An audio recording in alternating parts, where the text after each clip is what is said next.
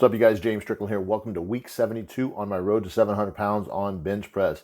So in the cards this week, we had 600 for a triple, and that is a matched PR. So basically we are in PR territory right now. Last week was 585 for three, and that went off without a hitch. Naturally this week, go up about 15 pounds or so and hit 600 for three. My previous best for a triple is 600 for three, and it moved a little slower than this week, as you guys will see here in a minute. But before I do all that, I want to welcome you guys back to the channel. If you guys are new to the channel and you haven't subscribed yet, go ahead and get that subscription taken care of. I want to make sure that I get you guys a weekly video, so go ahead and hit the notification bell, and you'll see my weekly training recaps from as far back as I can remember until as far as we hit 700 and then some on a raw bench press. And I am looking to be one of the only men on the planet to ever do a 700-pound bench press, raw that is.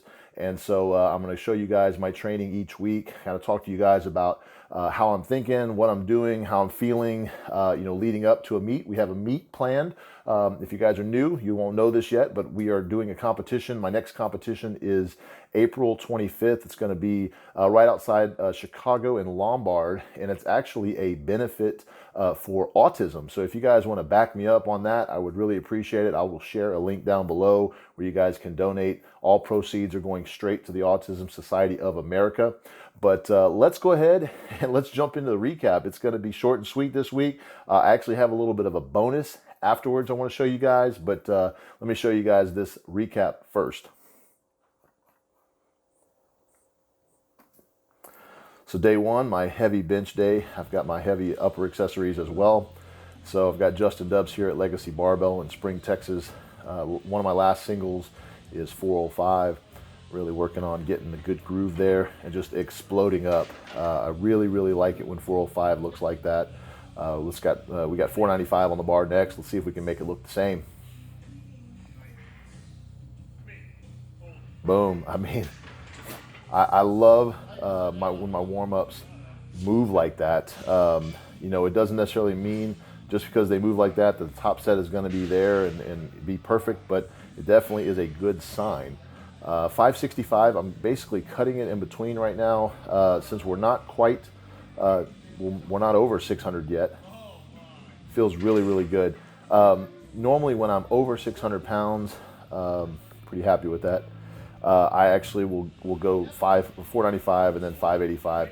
So to show you guys what happened here, I just wanted to show you guys the set called for 600 for three.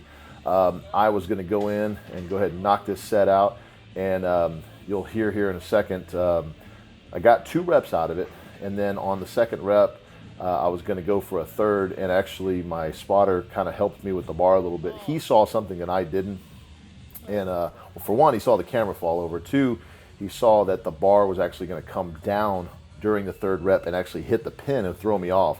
So that kind of threw me off. I went ahead and racked it, asked what happened, and it worked out pretty good because I saw that the camera wasn't even on.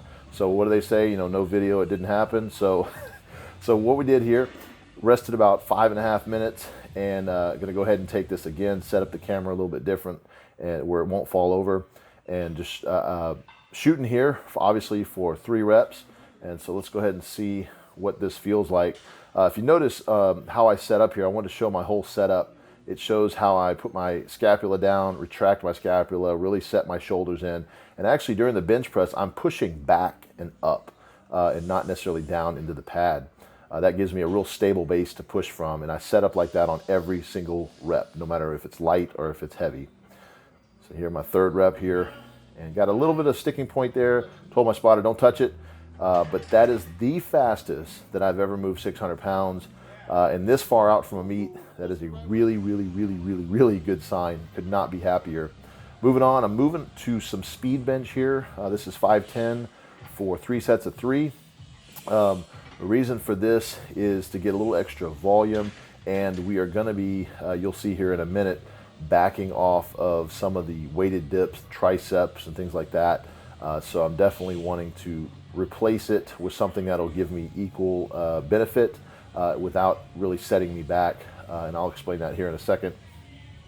But getting some really delayed pauses here just to make sure the stretch reflex is not giving me too much help and really exploding after being fatigued with 600 for 3 and actually 600 for 5. So this is my body weight dips plus, so 295 plus about 220 on here, working up to 260. And you can see here, something just doesn't feel right. And it's not that it's heavy. I mean, it is, don't get me wrong, it's super heavy. But it's not that I can't muscularly move it. It's that I'm blacking out. I'm literally getting dizzy, and it's either blood pressure or honestly, I think it's just fatigue from buildup of heavy stuff. So I backed it down here just to see how it felt. And this is, just my body weight plus about 140 or so pounds. It's basically 3 45-pound plates, and then about 8 to 10 pounds of chain and a rogue bar for loading pin. So went ahead and shut down the weighted dips, talked to my coach about it. We're going to back the weighted dips back down.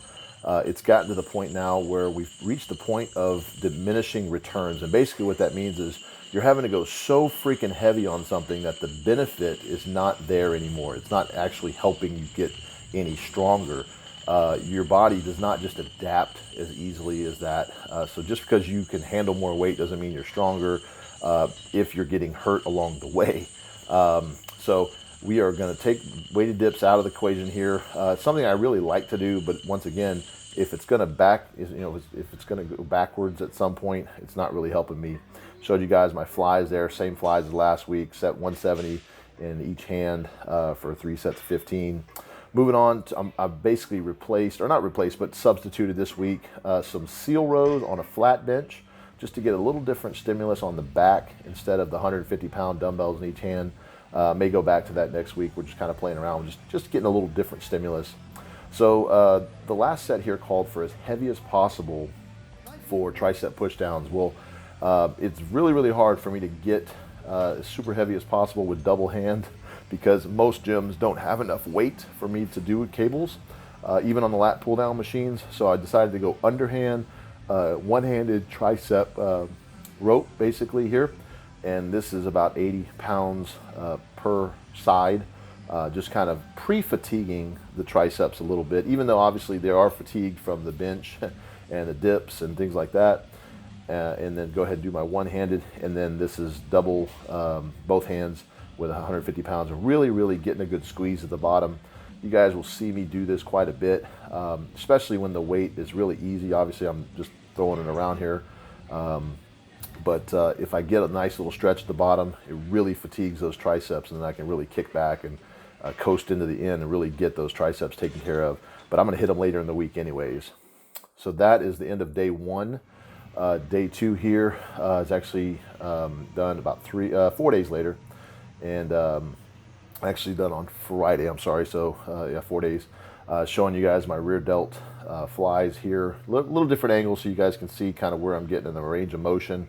Really working on not straightening my elbows. That can really hurt your elbows if you bounce back too much there. So just keep a nice flex in the arm.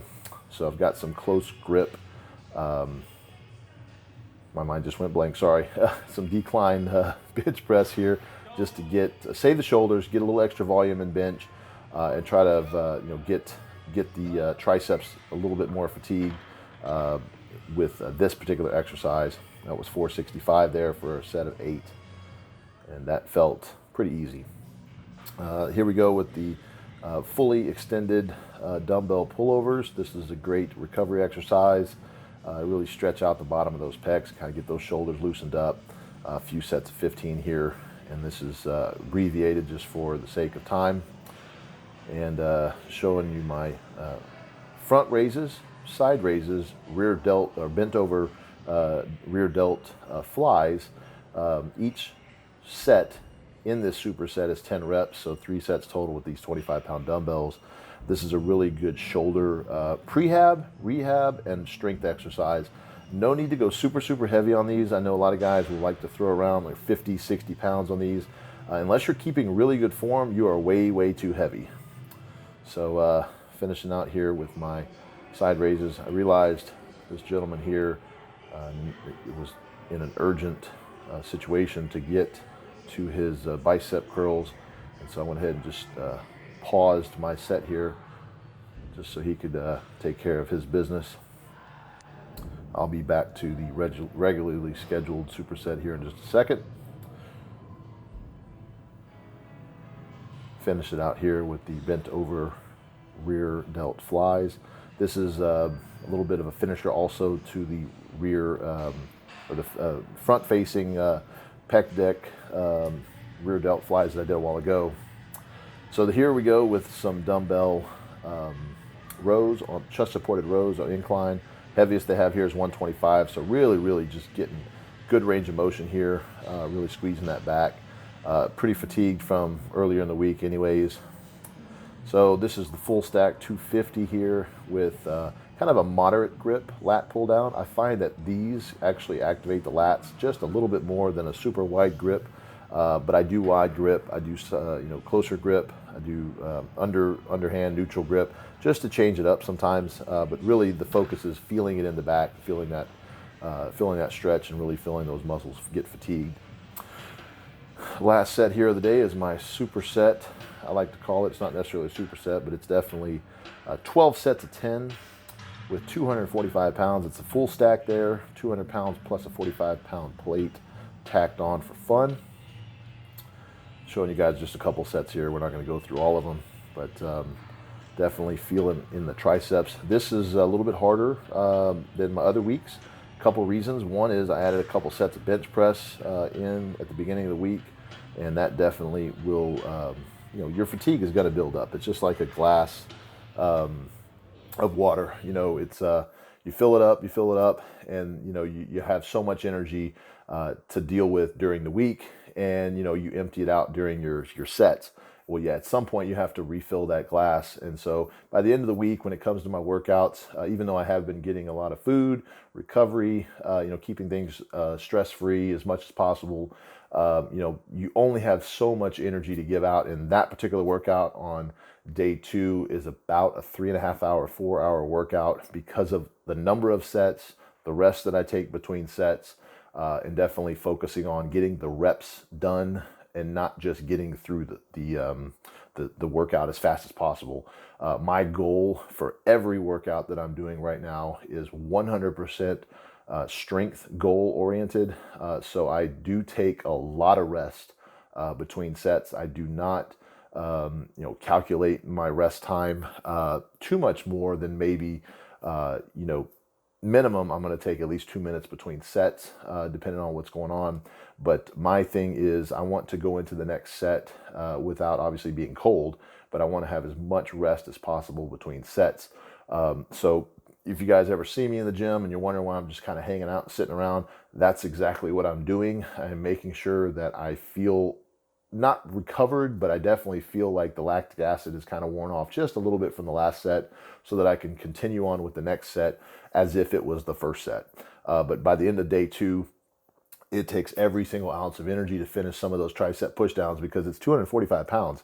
That's a lot of freaking weight, but it definitely benefits my tricep strength, my bench lockout strength, and we're going to see as we start getting heavier with bench press that those exercises are going to be a tremendous help, as you guys have seen in previous cycles, and obviously all the back work that we've been doing this cycle and in the last. That's going to all come together, I think, really nicely with this meet prep. I think we're sitting around 10 weeks or 9.5 weeks out right now, which gives me plenty of time to really get the work in. Still got some work to do. We're not backing off yet, but we are starting to peak, and that's always fun. But being right at a PR and very close to PR, and obviously I've never done, I don't think I've ever done more than 5 reps or more than 4 reps, let's say, of 600 plus pounds on any given workout day. I mean, even in a meet, I'll have my warm up, which is my 600 pounds, and then I'll have 3 attempts typically over 600 pounds, but that's a meet day. I've got a lot of energy stored up from the weeks before. So we're sitting in PR territory right now. And obviously being this far out from a meet, it is definitely a win. Next week, we're gonna have 605 pounds on the bar, and we're gonna go for a set of 3. I really feel good about a set of 4. I'd really like to go ahead and knock that out.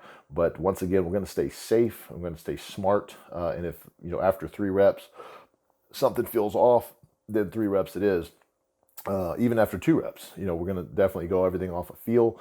At this point, PRs do not equal a PR in the meet. So you don't want to get caught up in every single thing has to be a PR in order for it to be a successful week.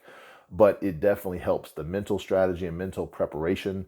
But one thing I definitely can keep in mind is, like for my doubles, my PR right now is 6:30.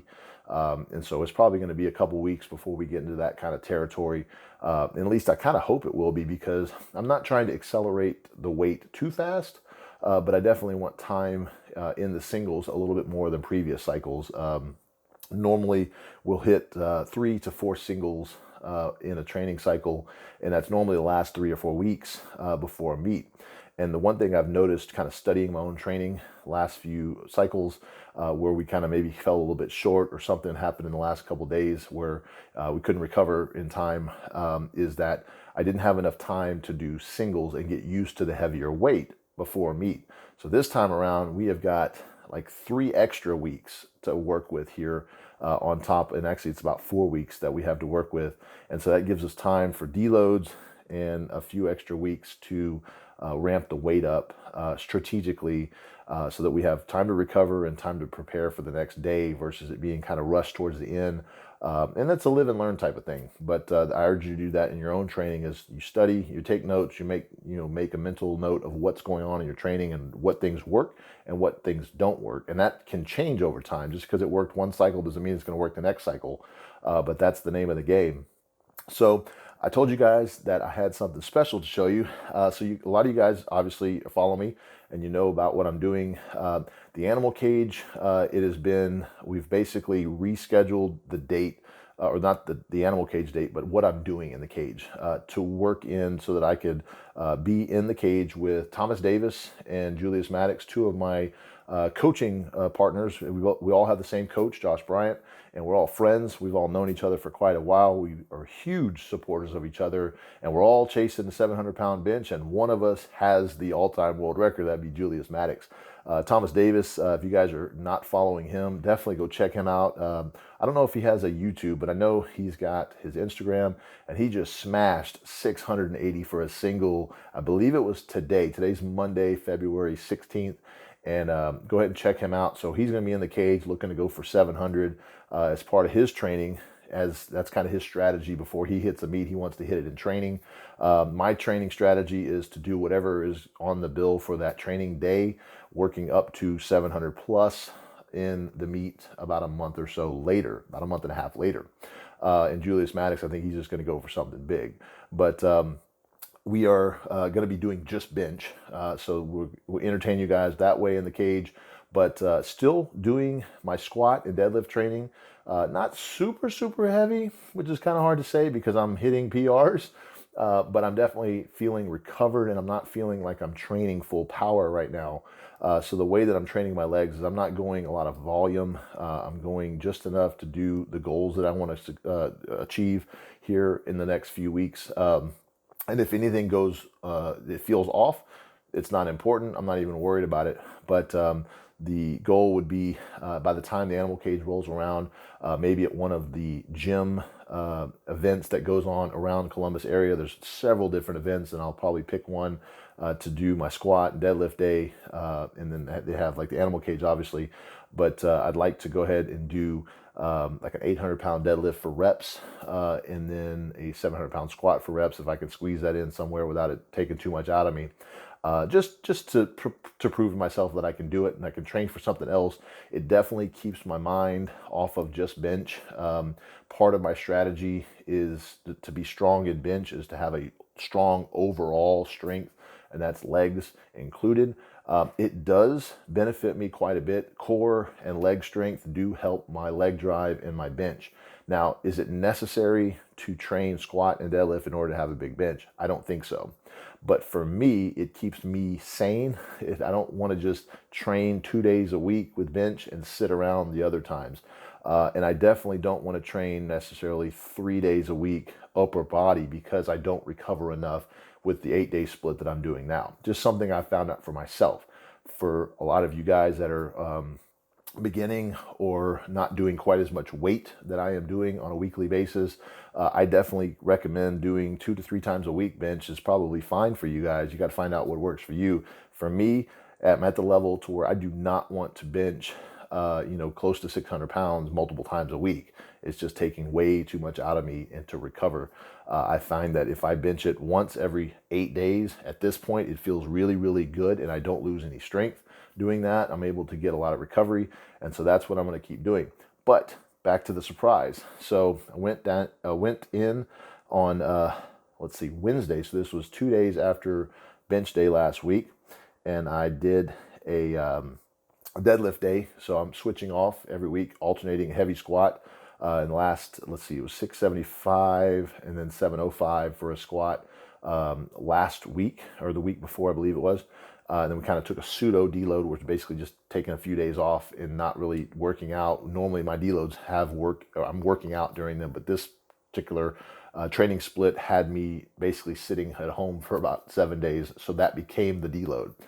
So this week coming in fresh, 600 for 3 was no big deal on bench. And then Wednesday decided to do my leg day. This being an alternate week for deadlifts, I went ahead and did deadlifts. The goal for the day was to do 780. That was going to put me in a prime spot to be able to hit 800 in a couple weeks. And then in the animal cage, I was wanting 800 for reps, but obviously it won't happen in the cage. It'll happen somewhere around Columbus. I'd like to be able to hit 800 for reps. So I'd like to hit 800 or very, very close to it before then, so that I'm kind of peaked and ready to go. Same thing with squat, but I'm already prepared to squat 700 for reps pretty much any day now if I wanted to, which is kind of nice. But let me show you guys what happened on deadlift day. So we're going to start out here. Let's see, pull it up.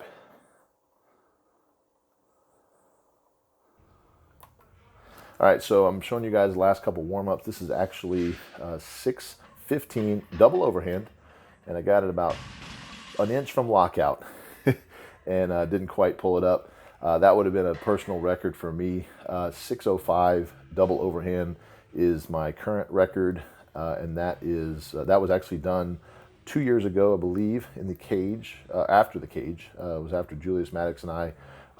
It was the first year that he did 700 in the cage. Last year, neither of us got to that point, but we went over and did just some deadlifts just for fun over at the Animal Barbell Club event, and I hit a 605 double overhand beltless, and so did he. And so here I am doing the same thing here, trying to get 615. This is still beltless, but I strapped up just to go ahead and get that warm up out of the way.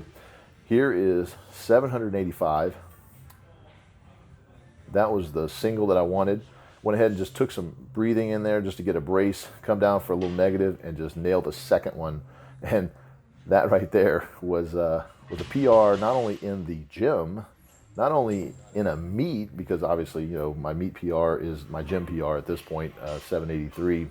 Shout out to Skull Smash here.